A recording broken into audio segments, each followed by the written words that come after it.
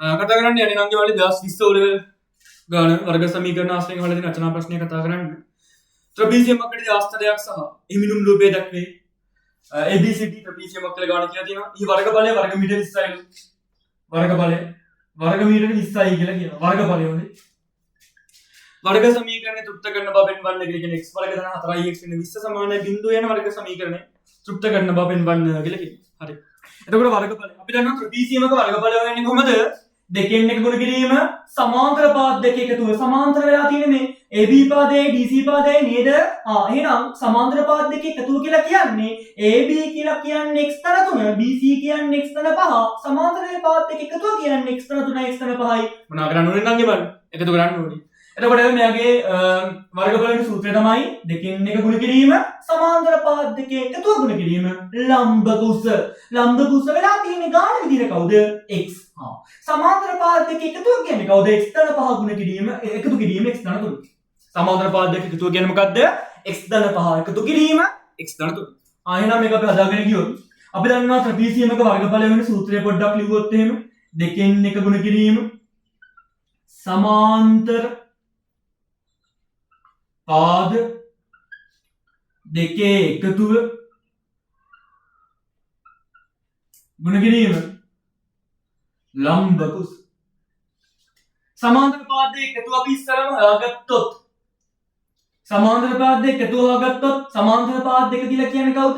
AB එකතු කිරීම DC. AB එකතු කිරීම DC. ඒ කියන්නේ සමාන්තර පාද දෙක එකතුව කියලා කියන්නේ. AB කියලා කියන්නේ x ධන 3යි. DC කියන්නේ x ධන 5යි. එකතු කරන්න ඕනේ. x එකතු කරනවා නම් කිමල 2x 3ට 5ක් එකතු කරනවා 8යි. එහෙනම් සමාන්තර පාද දෙක එකතු වෙනවා. 2x ධන 8යි කියලා. දෙකෙන් එක ගුණ කිරීම සමාන්තර පාද දෙක එකතු අපි හොයාගත්තා 2x ධන 8 කියලා. ලම්බ කුස කියන්නේ කවුද? x වෙනවා නම්. මේකෙන් හොයන්නේ මොකද්ද? ත්‍රිභුජයක වර්ගඵලය. මේ අපි හොයන්න ගන්නවා ත්‍රිභුජීය වර්ගඵලය දෙකෙන් එක ගුණ කිරීම සමාන්තර පාද දෙක එකතු ගුණ කිරීම ලම්බ කුස කියලා. ගාණි කියනවා වර්ගඵලය 20යි කියලා. එහෙනම් මෙයා සමාන වෙනවා කාටද? 20ට. සමාන වෙනවා කාටද? 20ට. දැන් පොඩ්ඩක් සුළු කරගත්තොත් නම් ඉවරයි. අපිට පුළුවනි දෙකෙන් එක ගුණ කිරීම දෙක ගුණ කිරීම 2x ගුණ කිරීම x කියන්නේ 2x ගේ දෙවෙනි බලය 8 ගුණ කිරීම x කියලා කියන්නේ 8x සමානයි 20. බෙදීමේ දෙකක් සමාන කිරීමෙන් එහා පැත්තට ගියොත් නම් කිමල් ගුණ කිරීම බවට පත් වෙනවා. මේ බෙදීමේ දෙක සමාන කිරීමෙන් එහා පැත්තට ගියොත් ගුණ කිරීමේ දෙකක් බවට පත් වෙනවා. මේ කට්ටිය එහෙම ලියගමු 2x ගේ දෙවෙනි බලය 8x සමානයි බෙදීමේ දෙකක් එහා පැත්තට ගියොත් ගුණ කිරීම සමාන කිරීමෙන් එහා පැත්තට ගියොත් ගුණ කිරීම බවට පත් වෙනවා. 2x ගේ දෙවෙනි බලය ධන 8x ලකුණක් නැහැ කියන්නේ ලකුණක් සමාන කිරීමෙන් එහා පැත්තට ගත්තොත් ඍණ බවට පත් වෙනවා. මේ පැත්තේ කවුරුත් නැහැ බිඳුව. අපිට ඔප්පු කරන්න ඕනේ වර්ග සමීකරණයේ නම් ගිමල් x වර්ගයේ සංගුණකයේ 1 මේක ඉන්නේ 2. එහෙනම් සංගුණකයේ අපි මොනවා කරගන්න ඕනේ 2 බවට පත් කරගන්න ඕනේ සමීකරණෙම දෙකෙන් බෙදනවා. එන එක මොකද්ද? x වර්ග ධන 4x මෙයා දෙකෙන් බෙදුවා. මෙයා දෙකෙන් බෙදුවම 20යි. බිඳුවෙන් බිඳුවා. ඒතර අපි ඔප්පු කරන්න ඕනේ සමීකරණය අස්සන්න ආවා. x වර්ග ධන 4x වෙන 20 සමානයි බිඳුවයි කියලා. හරි ඊළඟට එතනින් එහාට ගාන හදාගෙන යද්දි නම් ගිමල් එතනින් එහාට ගාන හදාගෙන යද්දි කියන කතාව තමයි ආස්තරයේ සමාන්තර පාද දෙක අතර ලම්බ දුර සොයා ආස්තරයේ සමාන්තර පාද දෙක අතර ලම්බ දුර සොයා. ඔය ගාන නොකිය කියන්නේ කාව හොයන්නේ කියලාද? x හොයන්නේ කියලා නම් ගිමල් ලම්බ දුර සොයා අපි ඉස්සර මේක හොයාගෙන x හොයාගෙන x හොයන්නේ කොහමද? අදාළ වර්ග සමීකරණයේ විසඳුම් හොයන්න ඕනේ. මතක තියාගන්න අදාළ වර්ග සමීකරණයේ විසඳුම් හොයද්දී හොයන ආකාර දෙකයි පියවර භාවිතය හා සූත්‍ර භාවිතය. එතකොට පියවර භාවිතයෙන් ගානකොට දැම්මොත් මතක තියාගන්න පියවර භාවිතයෙන් හරි සූත්‍ර භාවිතයෙන් හරි අපිට පුළුවනි x ගේ අගය ලබා ගන්න. පියවර භාවිතයෙන් ගානකොට දැම්මොත් කරන්නේ කොහමද? මෙතන එක x අකුරක් ගත්තා. මැද පදයේ සංගුණකයේ දෙකට බෙදුවා. 4 දෙකට බෙදුනම 2යි සම්පූර්ණ කියන වර්ග කරා. මෙතන ආවේ දෙක එයාගේ වර්ගයෙන් අඩු කරන්න නම් ඉමල් 20 සමානයි බිඳුව. ගාණි කියලා තියෙන්නේ මූලකය කීයයි කියලා. මූල 6 සමානයි 2.4යි කියලා තියෙනවා. මූල 6 සමානයි 2.4යි කියලා තියෙනවා. හරි. එතකොට අදාගෙන ගියොත් x ධන දෙකේ දෙවැනි බලය සම ලකුණු එකතු වෙනවා ඍණ 24 සමානයි බිඳුව. x ධන දෙකේ දෙවැනි බලය සමාන ඍණ ලකුණක් සමාන නෙමෙයි එහා පැත්තට ගියාට පස්සේ ධන ලකුණක් බඩපත් වෙනවා. x ධන දෙක වර්ගයක් සමාන කිරීමෙන් එහා පැත්තට යද්දි වර්ගමූලයක් බවට පත් වෙනවා. වර්ගමූල ලකුණ දාපු ගමන් ධන හෝඩිය දාන්න කියලා මතක් කරන්න එපා. x ධන දෙක සමානයි ධන හෝඩින. මෙතන ආවේ 24 නම් මම කලින් වීඩියෝ එකේ හොඳට කතා කරලා තියෙනවා. මම මේකට වැඩි වෙලා ගන්න යන්නේ නැහැ. මෙතන ආවේ 24. හැබැයි ගානේ කියලා තියෙන්නේ මූල 6ක අගයක්. හැබැයි අපිට ආවේ මූල 24ක අගයක් එනවා. මම ගානේ හදාගෙන ලේසිම ක්‍රමය තමයි මූල 24 මූල 6ත් එක්ක හදාගන්න. ඒ කියන්නේ 24 කියලා කියන්නේ මල්ලි 6 ගුණ කිරීම 4. x ධන දෙක සමානයි ධන හෝඩින 4 වර්ගමූලයේ කෙලින්ම දෙන්න පැන්න 2යි වර්ගමූලය එහෙමම ඉන්නවා. ඊළඟට අපිට සුළු කරගත හැකි x ධන දෙක සමානයි ධන හෝඩින 2 ගුණ කිරීම මූල 6 කියන්නේ 2.4යි. 2.45 ගුණ කරන්න ඕන නම් මල්ලි 2. දෙවලක් පහ 10යි දෙවලක් 4 8යි 1යි 9යි දෙවලක් 2 4යි. ආ බැලුවොත් එහෙම හරි. උත්තරේ එනකොට x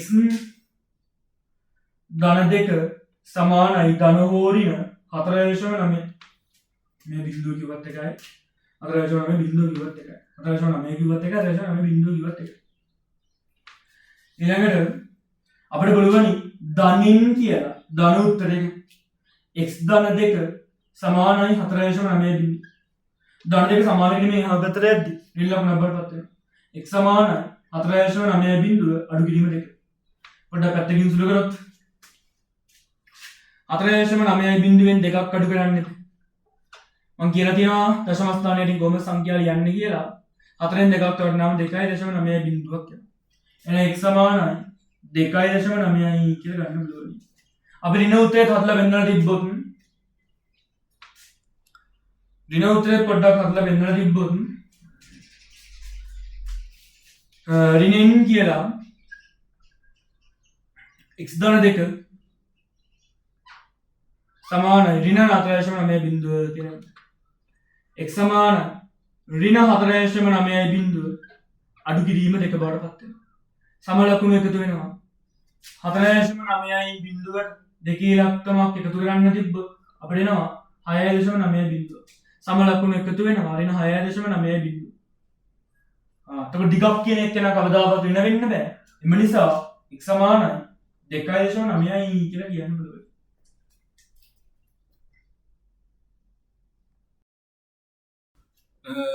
බෝඩ් එක මගා ගත්ත නම් දිමල්. එතකොට දැන් ගානකින් කතාව තමයි ලම්බදුර සය ලම්බදුර අපි ගාන හොයාගත්තා නම් දිමල් 2.9 කියන්නේ x සමානයි 2.9 කියලා හොයාගත්තා. එමදුර සය එමදුර කියන්නේ ලම්බදුර AB දිගෙන් භාගයකට වඩා අඩු වෙන බව. එමදුර AB දිගෙන් භාගයකට ඉස්සර AB දිග හොයාගමු. AB කියලා කියන්නේ නංගිමල්ලි x ධන 3යි. ඒ කියන්නේ AB කියලා කියන්නේ x ගියක් හොයාගත්තා 2.9 එකතු කිරීම 3.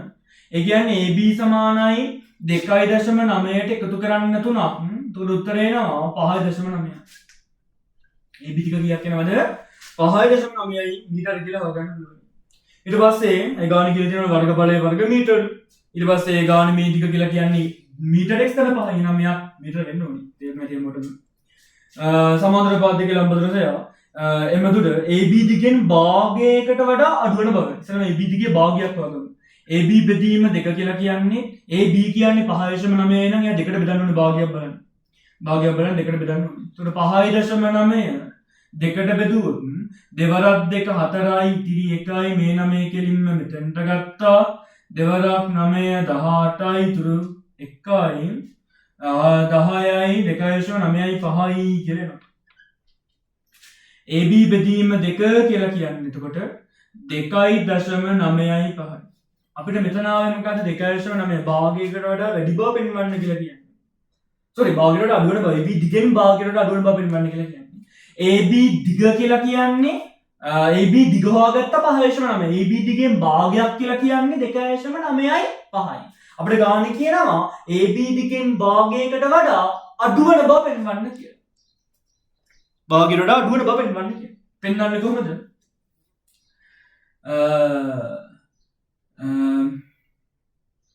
2.9 කුඩායි 2.9යි 5ට වඩා. එම නිසා ලම්බදුර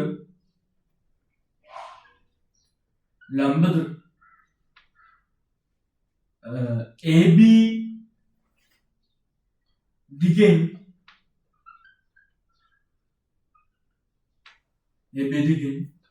භාගයකට වඩා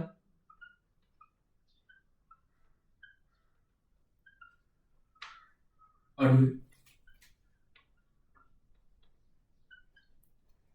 ඔයාගේ හදලා ඉවර වෙන අංගවල 2021 ඊළඟ මම කතා කරන්නේ 2019 ගාන. ඊළඟ වීඩියෝකින් කතා කරන්න පුළුවනි 2019 ගාන. සාකච්ඡාව මේක සාකච්ඡාවට හුඟක් දෙන්නේ කොහොමද නංගිලා මල්ලා ඉස්සලම ගාන try කරන්න. try කරලා ලොකු උදව්වක් එන්නේ නංගිලා මල්ලාගේ O level exam එකට.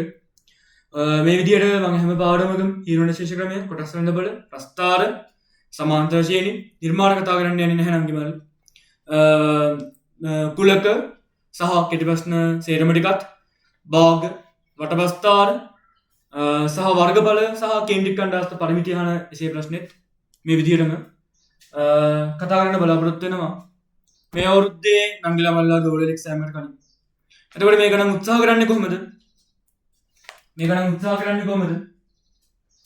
ඉස්සෙල්ලම නංගිලා මල්ලා හැමෝම ගාන හදන්න හොඳට කල්පනා කරලා තීරි සංකල්ප දන්නවා නම් දැනගන්න ඕනේ වර්ග සමීකරණ සුත්ත කිරීමෙන් ගාන දන්න සංකල්ප දන්නවා නම් ඉස්සෙල්ලම ගාන හදන්න උත්සාහ කරන්න. හදලා විවරණය බලන්න. ඒක තමයි හොඳම දේ. ඒ විදිහට කරගෙන යමු නංගිලා මල්ලා හැමෝම